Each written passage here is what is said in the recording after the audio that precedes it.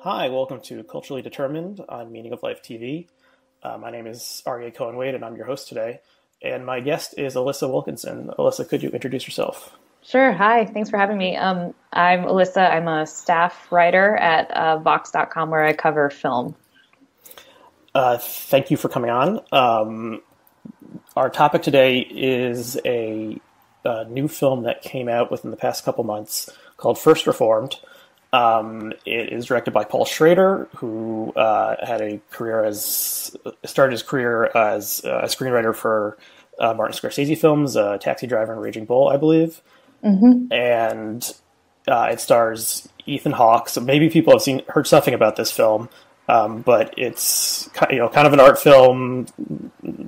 I saw it in my local art theater. Mm-hmm. So maybe other people haven't heard that much about it, but it was really interesting. And I thought it was so interesting that I wanted to talk to someone who had thought more about it on this platform. So can you how would you describe this film if you're trying to convince someone to see it? Yeah, I mean, it's useful to know going into it that Schrader did write Taxi Driver and Raging Bull, and he, made American Gigolo and all these movies, but he, before all that, wrote a book called Transcendental Style in Film, which was his attempt to look at theology and the films of a few filmmakers who he sort of deemed having a style that was supposed to draw in the transcendent. So that was Ozu, Dreyer, and Bresson. And so this is the first film he's made in that style at 71 after having had a whole career. So this is a film that feels maybe a little more like a European film than most American ones do. It's about a minister who lives in upstate New York and is pastoring a church that has maybe like 10 people in it, First Reformed, and nearby is a mega church that has many more attendees. And he kind of goes through, I guess, a dark night of the soul. And he's sort of experiencing this real crisis of faith and of his health. And a lot of it comes from an encounter he has with a young man who's a kind of a radical environmental activist and really challenges him on his ideas about the future of humanity and whether there's any reason to have hope or to bring a child into the world. And that kind of sets off in this minister, who's Reverend Toller, sets off like a real crisis for him that spirals into, something very, very big and pretty shocking, I would say, for most people who see the film, but it really sits with you for that reason. Yeah, so I should say that we're going to try to avoid spoilers in the first part of this conversation and talk about some of the themes more generally, and then we'll give a spoiler alert. If you do want to see this film, I think it's best to go not knowing exactly what's going to happen, because there are some big surprises, and then we'll talk about some of those surprises in the second part of this film. Mm-hmm. And so I should say that we'll link to your review in Vox, and you also did an interview in Vox with Paul Schrader that was really interesting. I think you would probably need to see the film to both appreciate the interview, and since you get into spoilers, I would not recommend reading that interview before you see the film. So you mentioned in your review that you were raised in a Christian environment, mm-hmm. and you also happen to come from the same part of upstate New York where the film is set in Albany.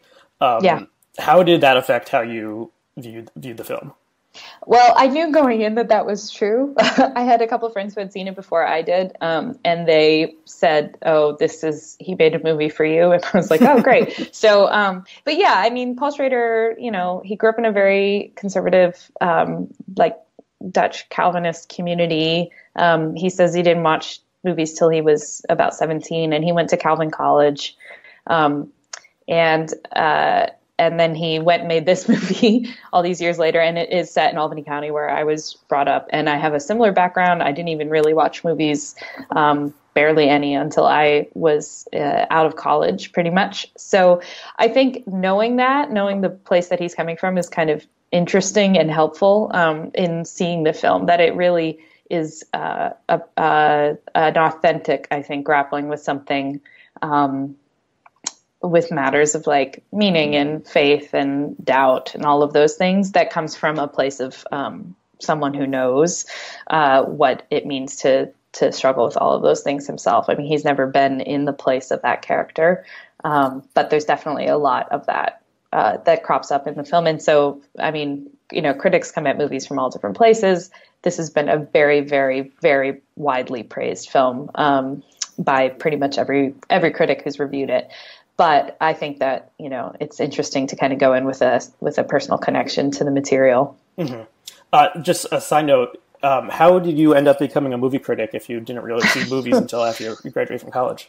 Well, I was bored at my job, which was in technology. And at the same time, I had started dating a filmmaker who we've been married now for 12 years, but I just kind of got interested in films for that reason. And also, we live in New York City and we can go to all kinds of repertory films. So I kind of got a back education real fast just by like showing up to Film Forum on the weekends and seeing whatever they were playing. Like, for instance, I remember very early on was the Boris Karloff Festival, which meant I saw Frankenstein. It was just all those films. So, so that's how I got into it. I realized that it was something that was actually really worth exploring and thinking about, and especially writing about. Mm-hmm. That's cool. Mm-hmm. That's probably a very different perspective from most other film critics. Yeah. So speaking of art house European cinema, I went into this not knowing that it was going to be filled with references to, great films from the 1950s in Europe.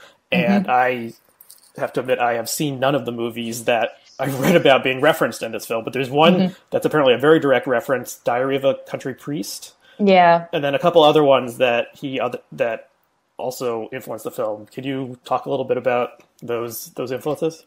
Yeah. Well, Diary of a Country Priest is very much a similar framing device to this film. I really think people could easily see the film and only know about the references and not have seen the film. Like, for instance, you can't really see Diary of a Country Priest. It's almost impossible to find, and a lot of these other films are too.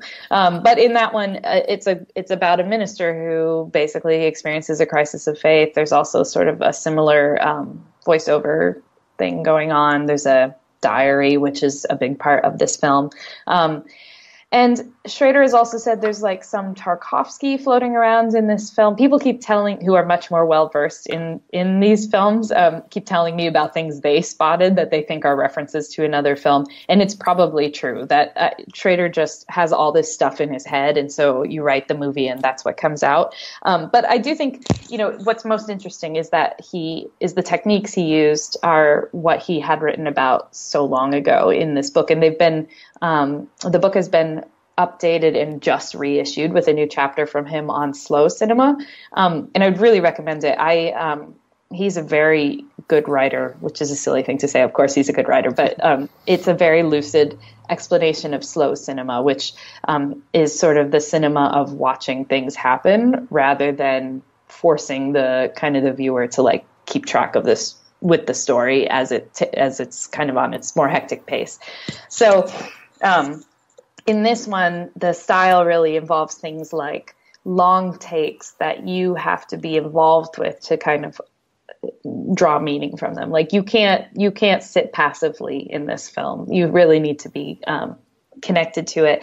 And also a big one is, and I'm not going to give it away right now, but the ending, he had left purposely vague. He doesn't have an opinion about what's happening at the end of the film. And he told me that different audiences at test screenings or at festivals would give him their take on what they think happened at the end of the film, and he would purposely change something a little bit so that it became more ambiguous. So a lot of this is about like having to invest yourself in the film and really being kind of thrown off of your normal viewing patterns and thus like entering a different way of watching a movie. Mm-hmm. And we will get to the ending in our post the spoiler special part of the this conversation. So how did you think, how did you think Christianity was presented in the film? Like, I was kind of coming in thinking, knowing that it was a film about religion, but also kind of, I guess, with the prejudice that, like, a lot of religious people in, secular films are often presented as, the villain or the object of satire. And then you have Cedric the Entertainer under his birth name playing the the megachurch pastor. Mm-hmm. And so then that kind of set me up for thinking like, well, he's going to be like the comic relief kind of character. Right. I mean, it's in the name, Cedric the Entertainer. But then it was, I was surprised by how kind of like sincere the presentation of Christian faith was. There's like two very minor characters who are presented negatively, like a teenager and someone else, who are presented as like bigoted Christians. But other than that, it seemed to me, as someone who's Jewish and only knows Christianity as like what I absorb from the culture, it seemed to me like very sincere, very different. I guess my question for someone who is more well versed in Christianity would be like, did the Cedric character, were the things he said like was it supposed to be like prosperity gospel light, or was it supposed to be like this is like a sincere presentation of Christian faith? Yeah, I mean, his character is fascinating to me because we're kind of set up to believe that his character is going to be this charlatan or something like that. Like, we hear him on the radio. There's instant, connections to things we know about radio preachers, or things we might even just think about radio preachers as like a big media arm of this church. But that's really common among American evangelical churches to have, your podcast and your radio broadcast and like maybe even a TV broadcast. And it's especially interesting because Albany County is considered one of the least religious places in the country, polling wise. So it's just interesting to sort of see those two things come together with him. I found him to be pretty authentic, though. Actually, the whole film is a very authentic grappling with Christian faith. It never suggests that that this is a thing to be questioned so much as that people feel those questions just normally, like that the experiences that we have inform the way we encounter our faith, our religion, however we kind of navigate that part of the world. And his character in particular, you go in expecting a bunch of cliches from him, and you get some, but you also get he is also kind of the voice of reason in a lot of ways. A lot of the things he says to Ethan Hawke's character are very reasonable and correct, like about the future, about his own health, all these kinds of things. And so I think that's perfect metacasting to have someone who's known as, an entertainer or a comedian play that character, because it really helps bring out how much of American evangelicalism in particular is very, very personality driven and very much about you go to the church because you like the pastor, not because you belong to the denomination or something like that. That's just what's true about the whole enterprise. And so, for better or worse. And so a lot of the interesting parts of this film come in to the fact that Ethan Hawke's character is not doing so well as a pastor. And we know this because there's nobody at his church. There's like 10 people. And on the flip side, we have this other pastor who has this, vibrant, thriving church and that appears to be diverse, all these things that we're not used to expecting from maybe that kind of a church. But we know that he's successful because of that. And so that personality driven aspect, I think, of the package of evangelicalism really comes through. And at least from my perspective, it's a very, there are things about the characters that seem like they are, you've seen them before, but that's just because they actually match up with reality. Those are real people. And I think most people would say that they had been one of them at one time or another. And there are an increasing number of movies that really do take Christian faith pretty seriously, I think, but you have to kind of be looking for them. A lot of them are in independent cinema. A lot of them have more Catholics perhaps than Protestants. And where you don't find them generally is in faith-based movies, which tend to be pretty pat. So this is in contrast to that.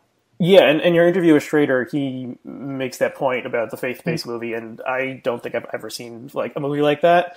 But he says they're using the basic Hollywood formula and just adding the religion in, whereas this film is definitely not the basic Hollywood formula. And it's trying something different. Yeah, and he makes a good point in the interview that there are, in his sort of formulation, there are two kinds of, really, he's talking about Protestant churches. There's the big kind of like entertainment screens at the front, everyone's sort of facing the front, and there's going to be like a show that happens. That's real common. And then there's the other kind that's like very quiet and contemplative. Maybe there's not a lot of, words on screens or like big lights or anything like that. It's just like you and kind of meditation and your thoughts. And there's, preaching and things like that. But, and so in the film, he really contrasts those two pretty strongly. And as he said in the interview, it's probably not all that surprising that a lot of Christian filmmakers, they're formed in these churches where the way you tell the Christian story is through like entertainment kind of things, that they go straight to the Hollywood melodrama for the way they're going to tell their stories, instead of something that actually kind of evokes the divine or the transcendent. I think it's never stated explicitly, but it seems like it, that he's supposed to be like in a Dutch Reformed, if that's a great term. It's Dutch Reformed, yeah, definitely. No, and so I really don't know the history of these things. Do you know anything about how, was that just Schrader's choice because that was the denomination he was raised in? Yeah. I mean, there's a couple different Reformed denominations that come out of the Dutch Calvinist tradition, but he was in one of the more severe ones. They're not all like that. That church doesn't appear to be quite like that to me. I'm actually, one of the backstory questions I really do have about this is how this guy ended up in that denomination, because it just doesn't feel quite like that's a natural fit. Mm-hmm. But yeah, I mean, it's an immigrant. It was an immigrant denomination brought to the U.S. and Canada by immigrants, and you'll find a wide variety of expressions within it. But definitely, he kind of went for the more severe one, the more kind of austere variety. Do you think he picked Albany because of the Dutch immigrant history of Albany? So that's what I thought, and I asked him about it, and he said that he picked Albany because he wanted a place that would have old churches, so that has to be the East Coast. He wanted a place that had winter, so you have to be north of DC, basically, and a place that he could reasonably double because he was shooting it in New York City. So that's actually in Staten Island and Long Island. Oh, really? Huh. Yeah, it's not. I knew it wasn't upstate. There's no such place as Snowbridge, New York, but that's why he said it there. And yeah, there is a huge Dutch heritage there. All the streams and a bunch of the cities are named for various Dutch words and places and people. So it makes some sense. Yeah, the polluted river they go to is called Kill instead of river. So I live in Rochester, New York, which does not have like a strong Dutch heritage, but does have the some post-industrial blight and the snow. Uh-huh.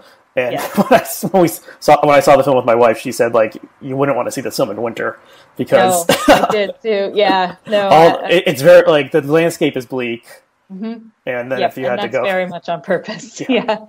Okay, I'm trying to think if there's anything else before. Oh, let's talk about the performances. Okay. Yeah. Well, I thought Hawke. I thought they were very good overall. Like Hawke seems like he could win an Oscar for this role, and Amanda Seyfried, however you pronounce her name, she was quite good as well. And then Michael, the actor I didn't know, I thought he was very good and creepy, and played that character really well. I mean, a thing that particularly Hawke is doing is what Schrader called the lean back performance, which is like never getting too close to the audience. So like Ethan Hawke, I love Ethan Hawke, but he does have this like way of sort of in his other films of like grinning at people. I think like you always kind of feel like he's close to you when he's on screen. And this film, Schrader like went to him and said, please always be giving distance. Like if it feels chilly, it's because it's on purpose. That's the idea. It's so that you in the audience have to lean in order to kind of be there with it. And yeah, there's some talk of, I mean, I Oscar chatter is like the bane of my existence, but yeah, people are talking about it, and I would not be, I'm sure he'll pop up at least in critic circle awards at the end of the year. Mm-hmm. Okay. Should we start our spoiler section? Okay. So if viewers and listeners, if you've been enticed so far, to go see this movie, pause now, run to your local art cinema, see the movie, and then come back and hit play again. Okay, so the first twist in the movie, which really shocked me, was Michael's suicide. Yeah. And it's meant to be very shocking. Yeah. So I mean, you don't see him commit suicide on screen, but you see his body and with the shotgun next to him, and his brains and blood scattered over the snow, and a very, very like raw and explicit portrayal of what it would look like if someone shot themselves in the head. Yeah. And that just upended the plot, because I thought where this was going to be going was going to be kind of like a like weird redemption narrative kind of thing of Toller, showing Michael that he could live on the earth, and maybe some kind of romance happening with Amanda Seyfried, but that didn't happen at all. No.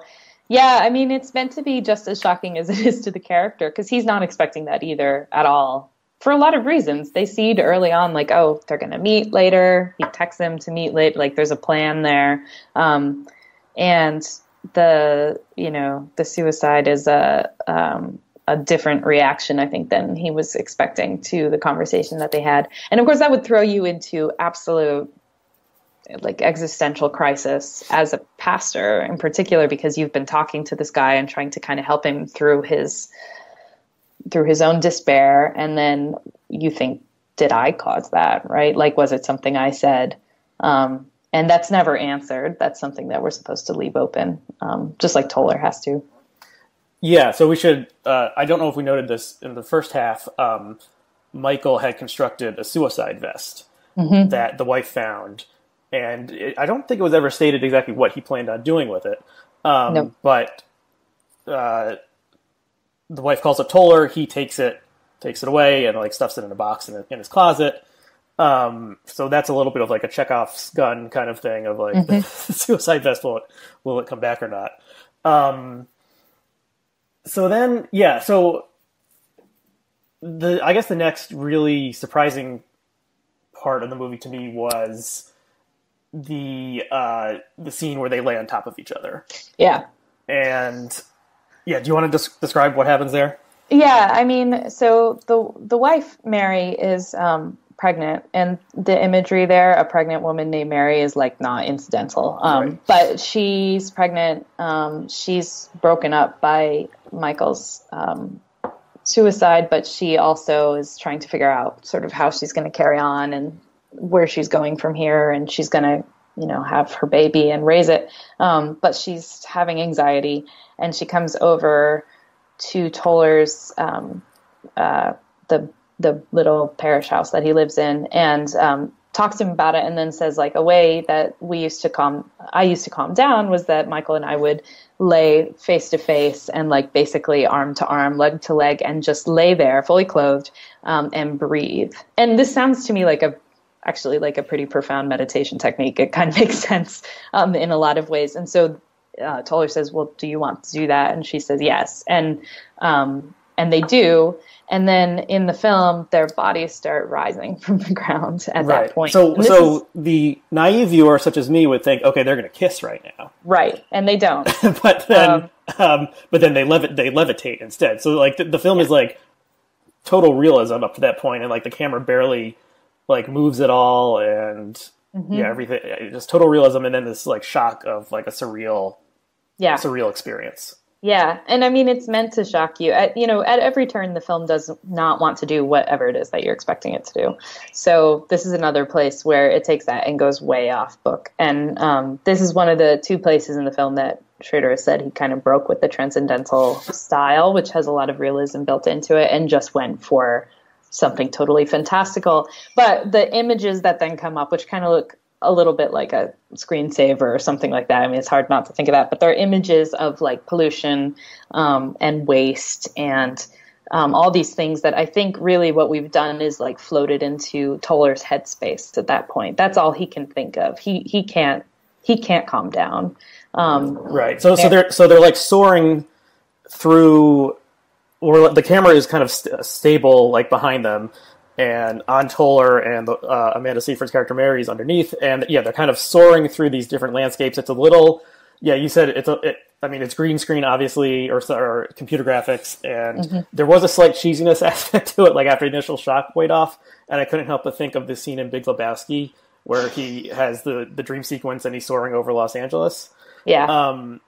I mean, the whole thing is shot on digital, and that's why it looks that way, which is partly financial, but also partly just because that digital kind of flatness really actually plays into what the film is about, which is this sort of like corruption of the earth, right? On film, it would look really rich, and flattening it out actually gives us more of a feel of like where Toller's head is at. Right. So this. I can't remember how does it just like fade to black and then start a new scene after that part? So so no, we aren't given like a hint of how we're supposed to understand this moment. When it first started, I thought it was like, oh my God, something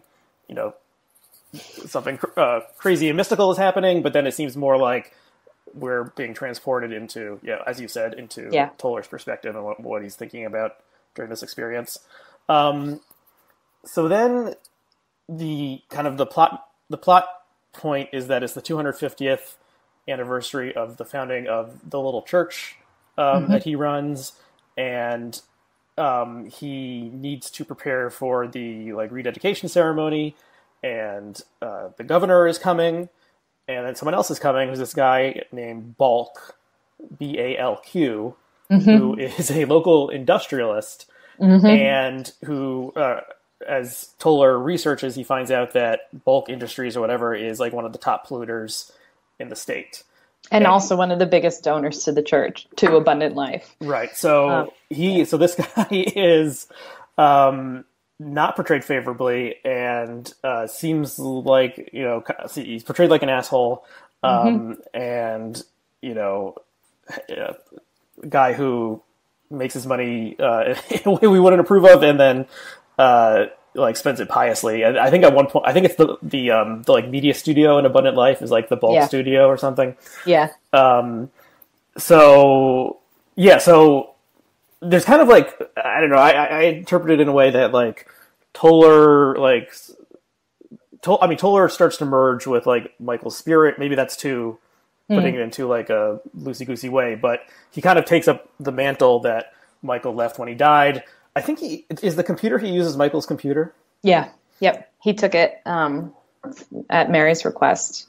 Right. And he's looking at all these articles about, about pollution, about kind of environmental catastrophe, and bulk industries, which is polluting, and it also is a huge donor, which, that is remarkably realistic. There have been quite a few articles lately about people who are afraid, people who would say they're like conservative evangelicals who also maybe don't approve of things that are going on in politics right now, but they're afraid to speak out because their donor base would drop them. And I've heard this from so many pastors and so many people who run different organizations.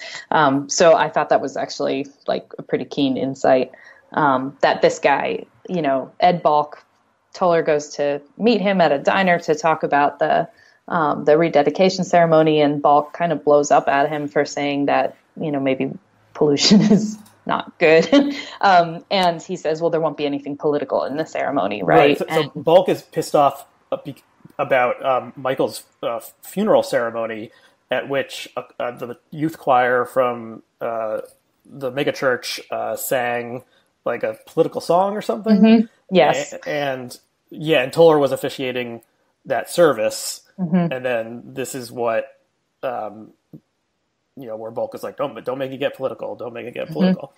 So does anything else happen before we haven't discussed his relationship with the choir. The choir director. Yeah. So, all we really know is that they had some kind of it seems like they dated for a little bit, although that's never said explicitly, but that seems pretty obvious. And she's still into him, and she wants to take care of him, and he's just really repulsed by her, I think. He can't, I think she reminds him, he's divorced, his son died in the Iraq War, after he asked him to join the military, and he feels guilty. And I think the idea of having someone in his life who who was just like more of the same, is really distressing to him. And yeah, I mean, the most startling scene in the film for me, honestly, wasn't the end. It was the bit where he just turns on her kind of viciously in the choir loft and says, just some really horrible things to her. He says something like, "I despise you," or "I despise you," and and it's it's the kind of anger that we haven't seen from him, and it's a point at which she doesn't deserve that. Like, it's not like she's done anything to make him hate her in such a horrible way, but he's gone at this point. He's like, the way Schrader put it to me was that it's it's this sort of fantasy of martyrdom that he's come up with that is the only way he can make himself feel better about his own misery and despair. Yeah, I thought there was maybe some like being repulsed at female sexuality, but also if he's going to martyr himself, then he wants to like make himself repugnant to the people that loved him, so they'll be less upset about it. Although the only person he never does that to is Mary, and he.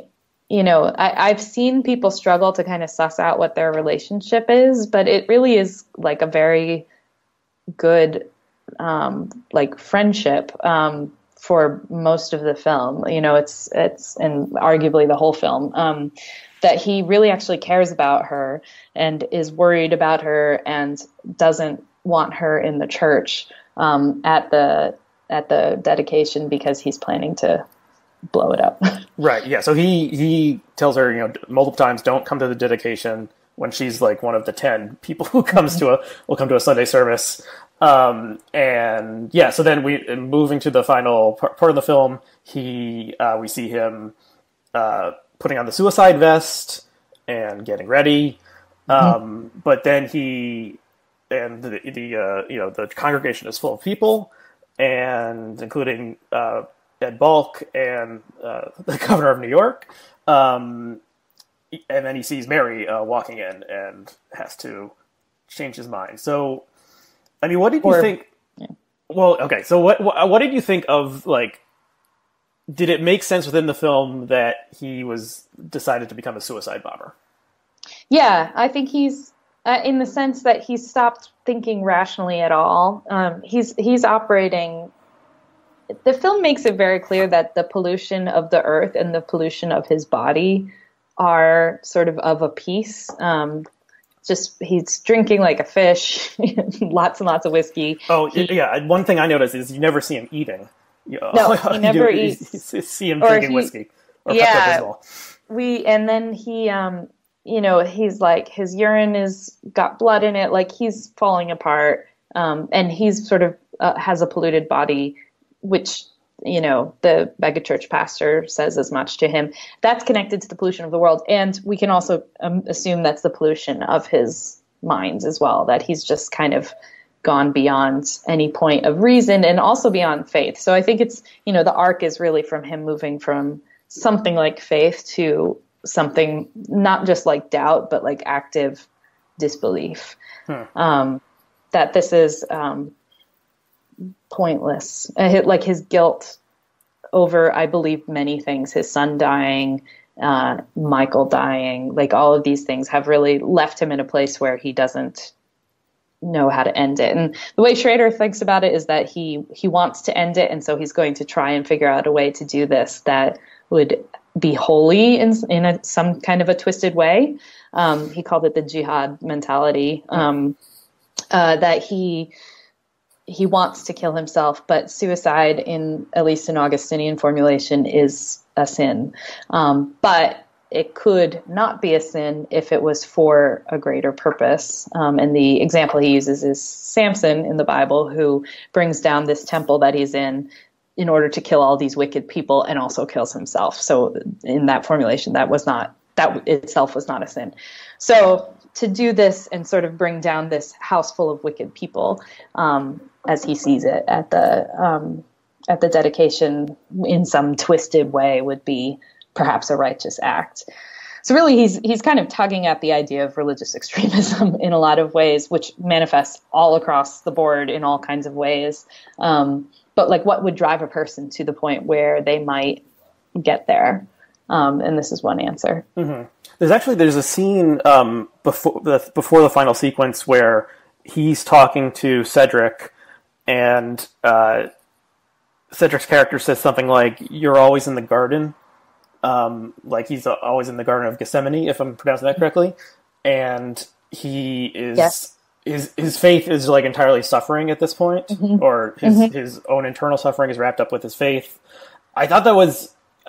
I mean, what did you make of that part? Well, it's funny because, the Garden of Gethsemane in the Bible is where Jesus sort of prays, like, please to God, like, please don't let me have to do this, meaning crucifixion. And obviously that prayer is not answered. But it's like, I believe in one of the Gospels, it says that he was like sweating blood, basically, like it was that stressful. And so that scene, he says, yeah, you're always in Gethsemane, but like I don't know if this is what the pastor means, but to me, it's like, but you're not Jesus, right? You're not the savior of the world. You just think you are. And so there's this sort of narcissism to thinking like, I'm as important as Christ. And the answer is like, no, of course you're not. Like, you can't save the world. And that's kind of true of Michael as well, right? Like that's where his despair comes from, is that he wants to be able to save the world and he can't. So there is a kind of narcissism to thinking you can save the world, and to acting as if the world's weight is on your shoulder, when in fact it just isn't. And that prayer wasn't answered anyhow. God stayed silent. Yeah, that's fascinating. And I kind of narcissism to suffering and depression, and thinking it's like all about you, but he's not Jesus. That's something to chew on. Okay, so back to the day of the rededication, he looks out the window and he sees Mary walking up the steps. So then he starts to take off the vest, and what I thought was going to happen was that he was just going to blow himself up accidentally. So they didn't go that route. No, that would have been a worse. It's a very tense moment. We should say, like, everyone's like, what's going to happen? You have no idea. Yeah, and there was singing "Leaning on the Everlasting Arms" over and over and over again in the background, which is irony, for sure. The repetition of the choir director singing that song over and over again definitely amps up the tension. And then so he gets it off, but what does he do? He pulls out some barbed wire that we had seen earlier, him cleaning up from the cemetery attached to the church, and starts wrapping it around his body. So how did you interpret this decision? I mean, the imagery of it is pretty straightforward. It's the crown of thorns. And it also is a sort of self-flagellation thing, which there is kind of a long history of very devout sects of Christianity deciding to sort of punish themselves. It's a kind of penance, but like in a big way. I would say that I don't interpret it. I was just like, this is happening, right? Or is it happening? I mean, that was the real question. But he has at that moment either realized what he's doing and decided to repent and punish himself for it, or he's trying to feel so much pain that he hasn't been feeling, like he's been numb, and now he's trying to sort of feel all that pain because he can't do what he wanted to do, because he just can't bear to blow up a church that Mary is inside of. He also pours Drano into a cup that he's been drinking whiskey out of the entire movie, and starts to drink it at that moment as well. Right. So so then he's like self-mutilated. He has the stuff wrapped around, and then he puts his like priestly garments, like a cassock or whatever. I'm not sure what the term is. He puts them back on over, but you see like some blood kind of coming through the white, and he has his whiskey glass, and that's filled with Drano at this point. And then why don't you pick up from how would you describe what happens next? I mean, he's gone from being a suicide bomber to, I think, just thinking of suicide. Like, I think he's a possibility is he's intending to go into the church right then, where all these people are seated, say something, drink the Drano, and just sort of, be so shocking that people can't ignore it. But nobody else would get hurt. That's one way of thinking about it. Another is that he's just lost his mind, which is a way of thinking about it. And then the very ending, right? He's sort of gone through this, and then he turns around and Mary is there. And she comes to him and they kiss, and the camera kind of goes around them. And that's the end of the film. And this all happens really rapidly, which I think is important to note because the tension is just like everything in the movie happens at the end of the movie. It's kind of wild. But there are apparently a couple of ways to think about this. So for some people, Mary is actually there. This is actually happening, and we're watching a thing that's actually happening. There's another interpretation that Schrader said about half the audience has, which is that he has drunk the Drano and he is dying, and God, who's been silent for the whole film, even though he keeps asking him things and trying to get God to talk to him, is saying to him, well, this is the way Schrader put it, but that he kind of reaches down and says, let me show you what heaven is like. And heaven is like one long, slow kiss. And that is sort of the experience. His entry into heaven that's not real. Mary's not really there, but that's what has happened there. And Schrader told me that you could, he's perfectly happy with whatever people say. But he said, for instance, in an earlier cut of the film, there were footsteps, so you could hear Mary coming in, and people thought that meant that she was there. So he just decided to take out the footsteps. So the idea is like to be purposely vague. You can kind of see it either way, and you're left wondering. And I think it's much more powerful for the fact that you really don't know what happened there at the end. And there's a couple ways to think about it. All of those ways, though, are a kind of redemption. Just a split second of it. It's so short. But it's the only moment of like peace or something in the film. It's a real, the idea that a person who's intending to do a wicked thing, killing people, or potentially intending to do something that's deemed a sin by some Christian denominations, and certainly the one he's in, suicide, that person could still be not beyond saving from God's perspective is pretty wild. But I think that actually is at least definitely embedded in the end, no matter how you kind of view the actual events there. Mm-hmm. Yeah, the interpretation I had as a agnostic person was that this was an ecstatic vision before dying. That so not a supernatural intervention. But yeah, this was just his dying vision. The kiss lasts for a really long time, an unrealistically long time, for people who haven't seen the movie. But the interpretation that this is God granting him a vision of heaven is very interesting as well.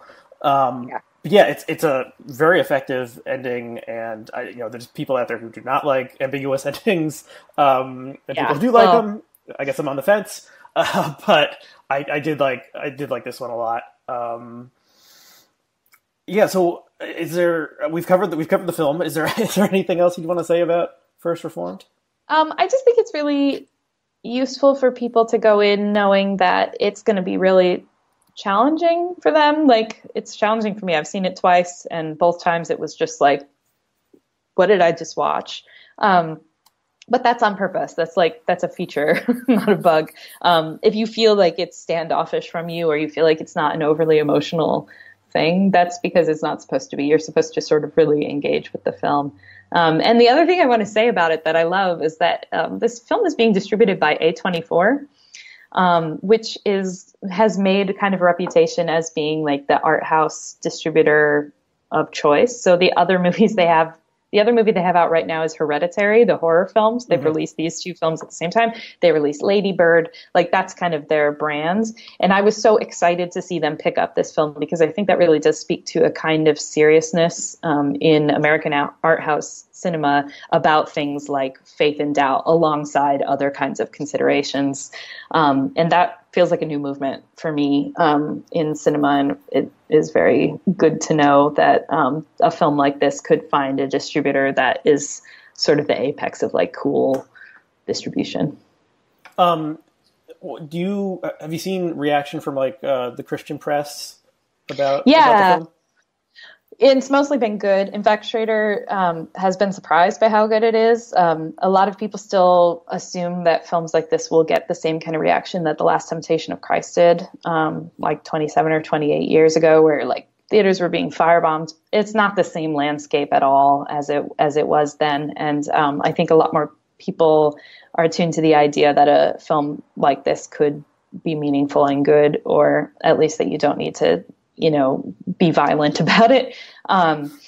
So I think, in general, what I've seen has been good. I've seen some versions of this that were reviews of this that were far too literalist about the whole thing. And they were like, this is dumb. Like, this would never happen. Sure. But there are a lot of good reviews out there worth reading, I think. Cool. I think that's all I have. I saw the movie over the weekend, and it's like stuck with me, and I'm still thinking about its themes. Yeah. I saw it first in September of last year at the Toronto Film Festival, and like couldn't stop thinking about it. And then I saw it again in like March or April, and it's still kind of stuck with me. So yeah, this one doesn't go away. So thank you so much for coming on. Thank you. Where can people find more of your work if they're interested? Yeah, all my work is at vox.com, VOX, and I'm extremely on Twitter as well, and you can find me there. My handle is Alissa Marie. Cool, and that is, how would you spell Alissa? Because Alissa. Okay, cool, and your Twitter link will be below the video on Meaning of Life TV. Right. So thank you again for coming on. Thanks to all of our viewers and listeners, and we'll see you again next time. Thanks.